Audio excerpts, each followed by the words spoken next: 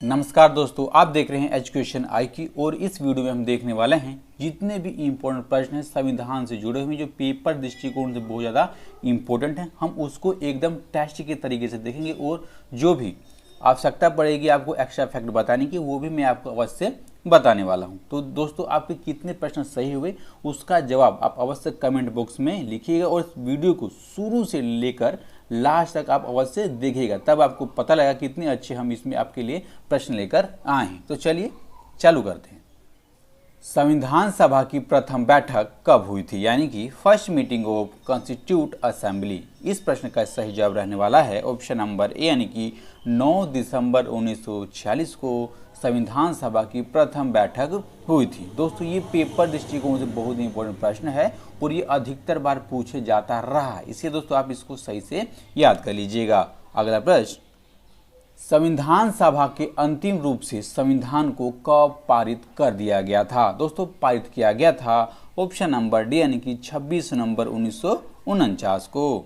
भारतीय संविधान के किस भाग को उसकी आत्मा, यानी कि दोस्तों जो इंडियन कॉन्स्टिट्यूशन है उसका सोल किसको कहा जाता है, इसे कहा जाता है ऑप्शन नंबर सी, यानी कि दोस्तों जो हमारा प्रस्तावना है उसको भारतीय संविधान का आत्मा के नाम से जाना जाता है और पेपर में कितना पूछा जाता है आपको भी मालूम होगा।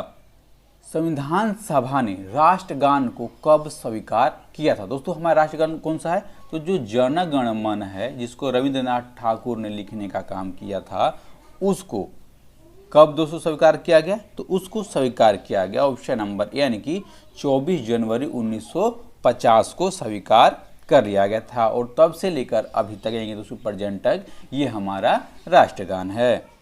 भारतीय नागरिकों को प्राप्त मूल अधिकारों की संख्या कितनी है, यानी कि कितने हमारे फंडामेंटल राइट्स हैं। दोस्तों, इस प्रश्न का सही जवाब है ऑप्शन नंबर बी, यानी कि 6 हमारे फंडामेंटल राइट्स है। दोस्तों, अब देखिए 6 तो ये राइट्स हो गए, कौन कौन से दोस्तों, तो ये हो गया समता का अधिकार, यानी कि राइट टू इक्वलिटी, अनुच्छेद 14 से लेकर के अनुच्छेद दोस्तों 18 तक इसको दिया गया है। दूसरा कौन सा है, दूसरा स्वतंत्रता का अधिकार, यानी कि राइट टू फ्रीडम, ये अनुच्छेद 19 से लेकर के अनुच्छेद 22 तक। ठीक है।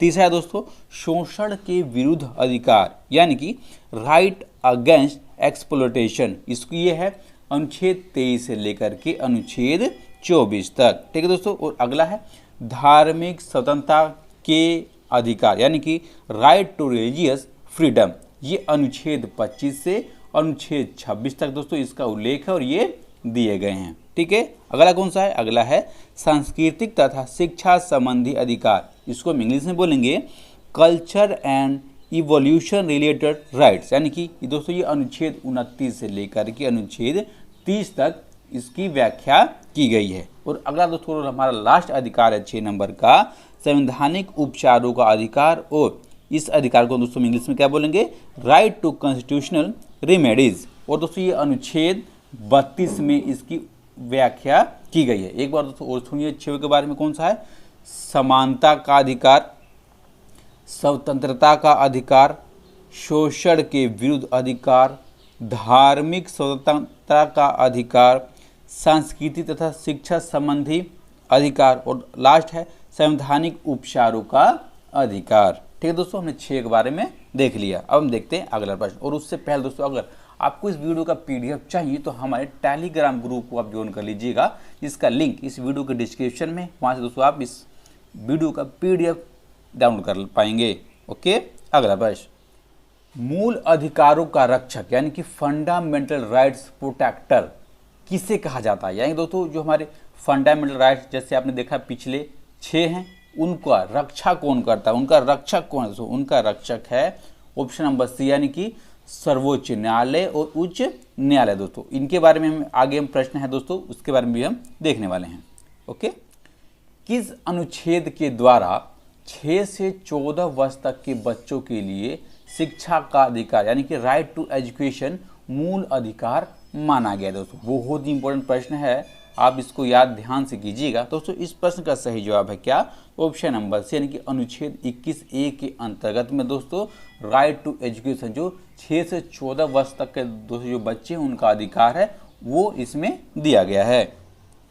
संविधान का अनुच्छेद 40 यानी कि दोस्तों जो आर्टिकल 40 है वो राज्य को निर्देश देता है, किस काम के दोस्तों निर्देश देता है, तो वो देता है ऑप्शन नंबर सी, ग्राम पंचायतों का संगठन करने के लिए जो अनुच्छेद 40 है दोस्तों वो निर्देश देता है, किसको, तो ग्राम पंचायतों को। ओके, अगला, संविधान में मूल कर्तव्यों यानी कि फंडामेंटल ड्यूटीज को शामिल करने की प्रेरणा किस देश के संविधान से ली गई दोस्तों। अब देखिए कौन से देश से कौन सी प्रेरणा ली गई है, क्या दोस्तों हमारे संविधान में लिया गया है, ये पेपर में बहुत पूछा जाता है दोस्तों। अब देखिए जो हमारे फंडामेंटल ड्यूटीज हैं ये कौन से देश से लिया गया दोस्तों, ये लिया गया है ऑप्शन नंबर ए यानी कि रूस से। ओके, संविधान में मूल कर्तव्यों की कुल संख्या कितनी है दोस्तों। अब देखिए हमने अपने अभी राइट्स देखे पीछे, अब हम देंगे फंडामेंटल ड्यूटीज कितनी है, हमारे मूल कर्तव्य कितने हैं हमारे संविधान के प्रति, हमारे देश के प्रति दोस्तों। अब देखिए ये जो हमारे फंडामेंटल ड्यूटीज हैं टोटल कितने, ऑप्शन नंबर बी यानी कि 11 हैं। ओके, निर्विरोध चुने जाने वाले राष्ट्रपति कौन से थे दोस्तों। अब देखिए ऐसे राष्ट्रपति जिनको निर्विरोध चुन लिया गया यानी कि दोस्तों उनके विरोध में कोई भी खड़ा नहीं था दोस्तों, ये राष्ट्रपति हुआ करते थे। पहले कौन से दोस्तों, तो ऑप्शन नंबर बी यानी कि नीलम संजीव रेड्डी जी। राष्ट्रपति पर महाभियोग का आरोप संसद के किस सदन द्वारा लगाया जा सकता है दोस्तों। जो राष्ट्रपति पर महाभियोग है यानी कि राष्ट्रपति को हटाने की दोस्तों जो प्रक्रिया है वो किस सदन द्वारा लाया जा सकता है दोस्तों। अब देखिए ये संसद के दोस्तों किसी भी सदन द्वारा लाया जा सकता है यानी कि लोकसभा और राज्यसभा दोस्तों कहीं से भी इसको लाया जा सकता है राष्ट्रपति पर महाभियोग चलाने के लिए। उपराष्ट्रपति के निर्वाचन मंडल में कौन शामिल है दोस्तों। जो हमारे उपराष्ट्रपति हैं उनकी निर्वाचन मंडल में दोस्तों शामिल है कौन, तो ऑप्शन नंबर सी यानी कि राज्यसभा एवं लोकसभा के सदस्य दोस्तों उनकी निर्वाचन मंडल में शामिल है। और प्रेजेंट टाइम पर हमारे उपराष्ट्रपति कौन दोस्तों, वो उपराष्ट्रपति हैं वेंकैया नायडू, आपको दोस्तों पता होगा।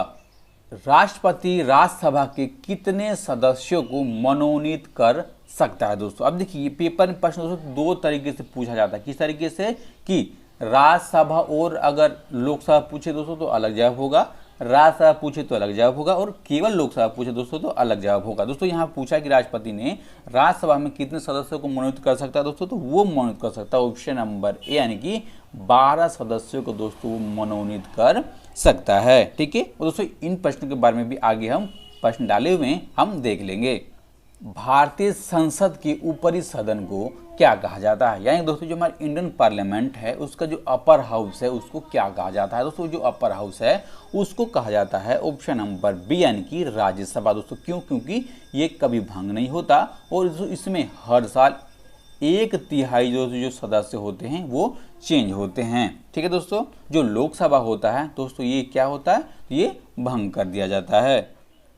यदि प्रधानमंत्री या कोई अन्य मंत्री सदन का सदस्य नहीं है तो उसे अपने पद पर बने रहने के लिए कितने दिनों के अंदर संसद का सदस्य बनना आवश्यक है दोस्तों। इस प्रश्न का सही जवाब रहने वाला क्या, तो ऑप्शन नंबर बी यानी दोस्तों 6 महीना रहने वाले। अब देखिए दोस्तों ये प्रश्न बोलता क्या है, प्रश्न दोस्तों ये बोलता है कि अगर हमारा प्रधानमंत्री हो गए, चाहे कोई भी मंत्री हो गए, हमारे मुख्यमंत्री हो गए, वो दोस्तों अपने पद उन्होंने तो ग्रहण कर लिया लेकिन वो किसी भी सदन का सदस्य नहीं है तो अपने पद पर 6 महीने तक दोस्तों रह सकते हैं और उसके बाद उनको कंपल्सरी होगा कि किसी भी सदन का सदस्य बनना। अगर ऐसा वो नहीं कर पाते हैं तो उनको अपने पद से इस्तीफा देना होगा।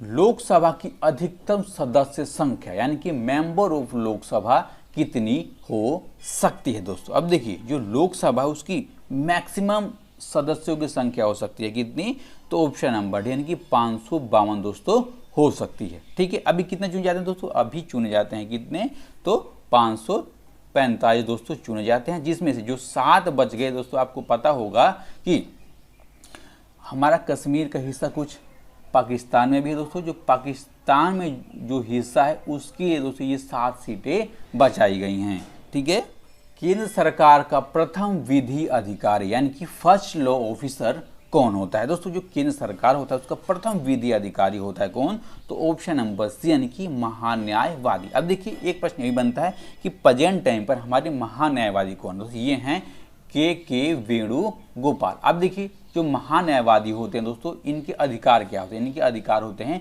कि सबसे पहले कि ये सरकार का पक्ष रखते हैं दोस्तों। अब देखिए सरकार का पक्ष कहाँ रखते हैं दोस्तों? तो देश के किसी भी हाई कोर्ट में, और दोस्तों हमारा एक जो सुप्रीम कोर्ट है वहां पर ही सरकार का पक्ष रख सकते हैं।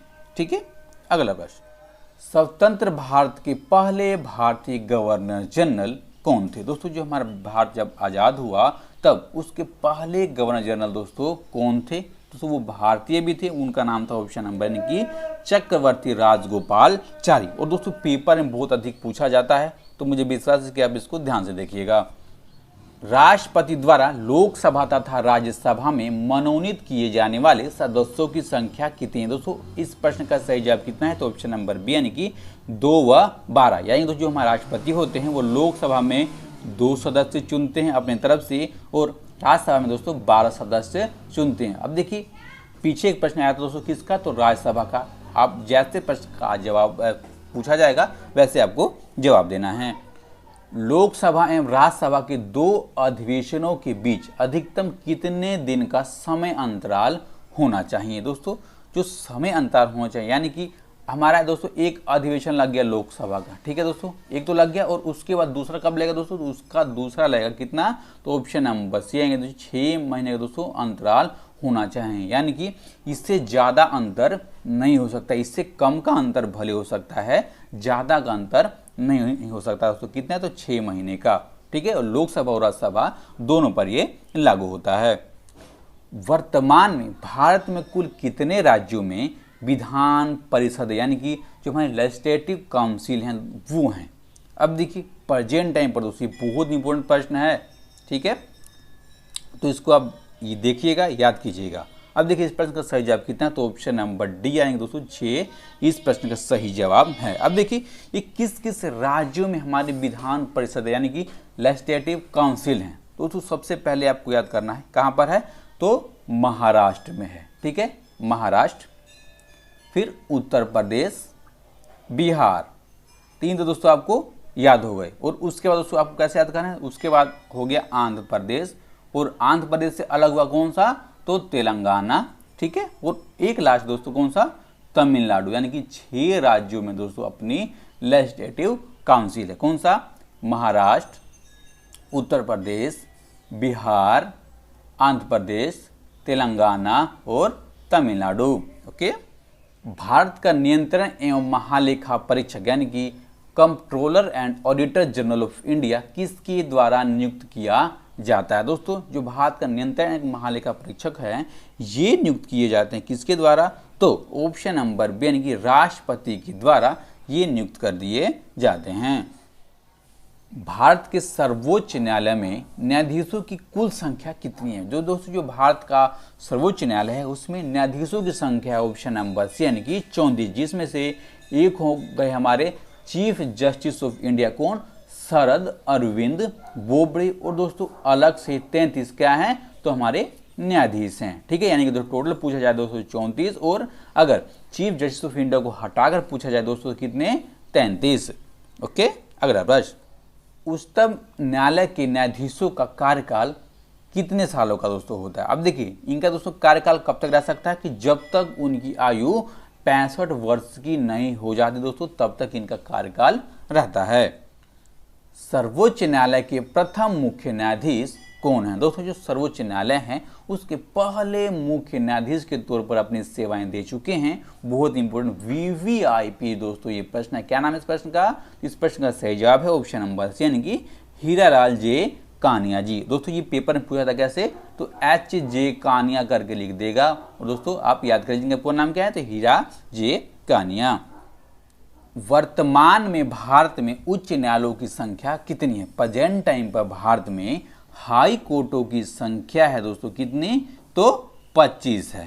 ठीक है दोस्तों, इसमें जितने भी ऑप्शन दिए तो सारे के सारे गलत है, इसको अपना देखिएगा। 25 है दोस्तों हमारे हाई कोर्टों की संख्या। और दोस्तों पेपर में पूछा जाता है कि सबसे नया दोस्तों यानी कि सबसे लास्ट का हाई कोर्ट दोस्तों कौन सा बना? दोस्तों ये बना कौन सा?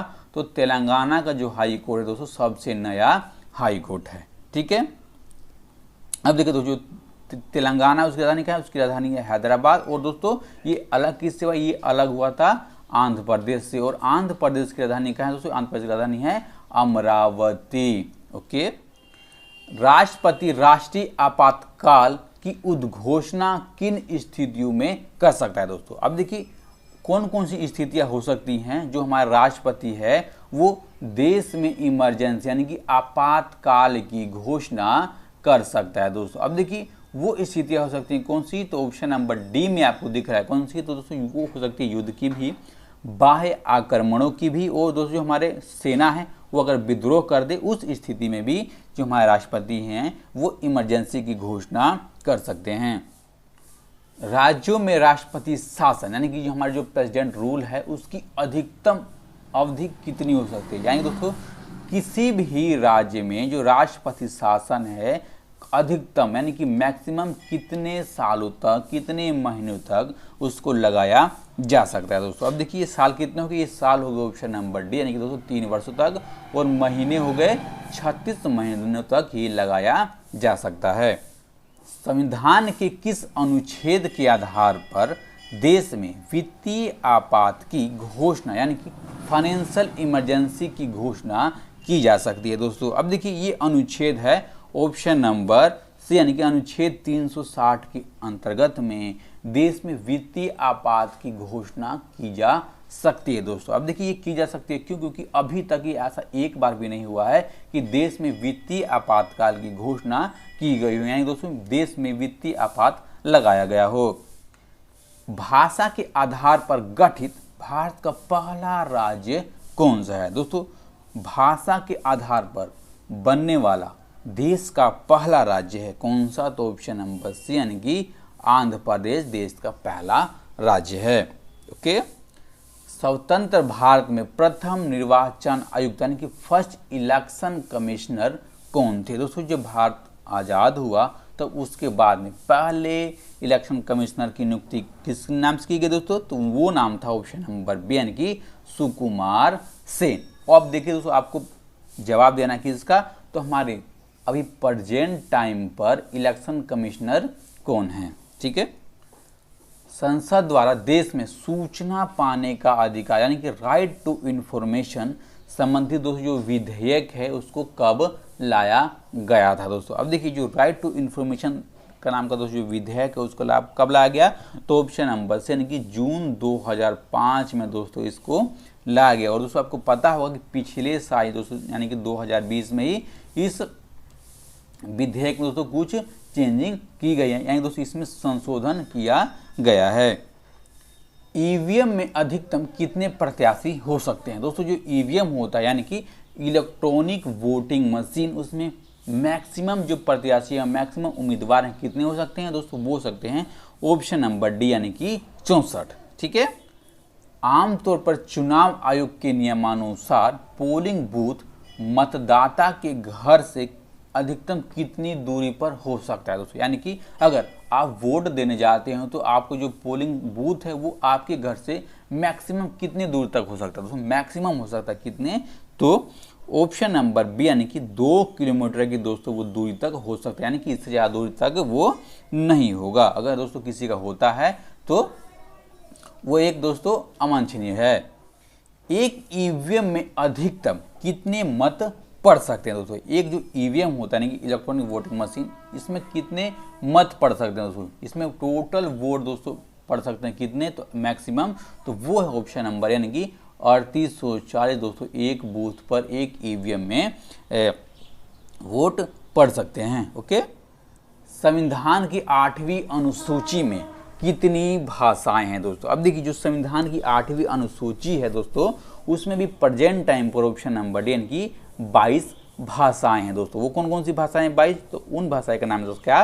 तो असमिया, उड़िया, उर्दू, कन्नड़, कश्मीरी, कोंकणी, गुजराती, डिंगरी, तमिल, तेलुगु, नेपाली, पंजाबी, बांग्ला, बोडो, मणिपुरी, मराठी, मलयालम, मैथिली, संथाली, संस्कृत, सिंधी और हिंदी।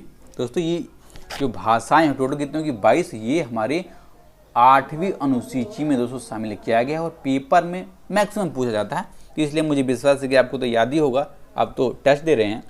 निम्नलिखित में से किस शब्द का भारत के संविधान में कोई भी जिक्र नहीं है। यानी दोस्तों जब हमारा संविधान बना तो इसमें से ऐसा कौन सा शब्द है जिसका जिक्र नहीं किया गया। देखिए दोस्तों उस प्रश्न का जवाब क्या है, इस प्रश्न का जवाब है ऑप्शन नंबर सी है दोस्तों, जो बजट। तो आपको पता होगा दोस्तों कि जो हमारा बजट हर साल पास किया जाता है, हर साल दोस्तों लेकर आ जाता है, ठीक है। और दोस्तों जो अब हमारा जो बजट है वो अब रेल बजट और जो हमारा आम बजट है वो दोनों अब साथ में आने लगा है, आपको दोस्तों पता होगा। और हमारे जो अब की बार का बजट किसने दोस्तों लेकर आए, तो वो लेकर आए हमारे प्रेजेंट टाइम के वित्त मंत्री निर्मला सीतारमण जी ने। कब दोस्तों, तो वो लेकर आए 1 फरवरी 2021 को। ओके, नेक्स्ट क्वेश्चन, भारत में किसी शहर का पहला नागरिक कौन सा होता है दोस्तों। अब देखिए अगर पूछा जाए कि देश का पहला नागरिक कौन सा होता है तो वो होता है हमारा राष्ट्रपति, यानी कि दोस्तों हमारा प्रेसिडेंट, ठीक है। और पूछा जाए किसी शहर का पहला नागरिक कौन होता है दोस्तों, किसी शहर का पहला नागरिक होते हैं ऑप्शन नंबर, यानी कि उस शहर के मेयर। ओके, राज्यसभा को भंग करने के लिए निम्नलिखित में से कौन सक्षम है दोस्तों। अब देखिए अगर राज्यसभा को दोस्तों भंग किया जाए तो कौन सक्षम है दोस्तों, कौन सक्षम है, तो ऑप्शन नंबर डी, यानी कि कोई भी सक्षम नहीं है। यानी कि जो हमारा राज्यसभा है दोस्तों वो भंग नहीं किया जा सकता। और जैसे मैंने आपको पहले भी बताया था कि एक साल में इसमें 1/3 जो सदस्य होते हैं दोस्तों उनकी चेंजिंग कर दी जाती है, यानी कि दोस्तों वो बदल जाते हैं। किस राज्य ने सबसे पहले पंचायती राज जो व्यवस्था है दोस्तों उसको अपनाया था, पहला कौन सा राज्य है जहां पर पंचायती राज व्यवस्था को अपनाया गया था दोस्तों, वो राज्य है ऑप्शन नंबर सी, यानी कि राजस्थान ने सबसे पहले पंचायती राज व्यवस्था को अपनाया था। और दोस्तों मुझे विश्वास है कि आपको ये जो वीडियो है अच्छी लगी होगी, आपने टेस्ट भी दोस्तों अच्छी तरह दिया होगा, ठीक है। और आपने कितने सही किए दोस्तों वो भी जवाब आप कमेंट बॉक्स में अवश्य दीजिएगा, ठीक है। और अगर आपको वीडियो अच्छी लगी हो तो वीडियो का भी लाइक कर दीजिएगा, और अच्छी ना लगे तो डिसलाइक कर दीजिएगा, ठीक है। और इस वीडियो को ज़्यादा से ज़्यादा लोगों तक पहुंचाने के लिए शेयर करना बिल्कुल भी ना भूलिए। ओके, और इस चैनल को दोस्तों अपना प्यार दीजिए और सब्सक्राइब कर बेल बटन भी अवश्य दबा दीजिए। ओके, और इस तरह मन लगाकर पढ़ते रहिए। नमस्कार, धन्यवाद।